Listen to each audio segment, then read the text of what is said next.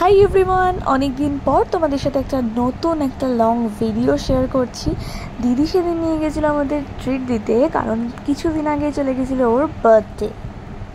তো বার্থডে উপলক্ষে ও কোথায় নেবে সব এরকম আমরা রাস্তায় ডিসাইড করতে করতে চলে গেলাম বাবু কালচারে। আমি সত্যি বলতে কোনোদিনও বাবু কালচারে যাইনি, তো আমারও দেখার ইচ্ছে ছিল।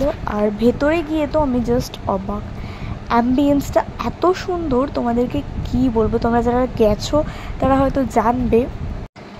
আর বাবু কালচারের যেসব স্টাফেরা রয়েছে তাদের যেসব বিহেভিয়ার অসাধারণ, অমায়িক ব্যবহার দারুণ লেগেছে এখানে।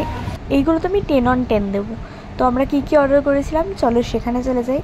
করেছিলাম দুটো মাটন থালি আর পোলাও, আর চিকেনের একটা কোনো আইটেম যেটা আমার এই মুহূর্তে মনে পড়ছে না, ওপরে আবার একটা ডিমও দিয়েছিল, আর করেছিলাম স্যালাড।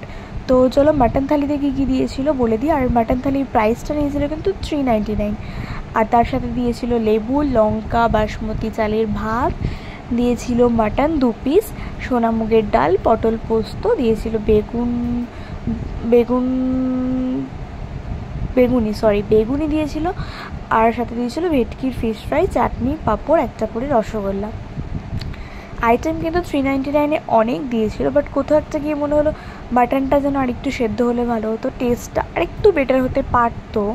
জানি না কার কেমন লাগবে, আমার তো এটাই রিভিউ দেওয়ার।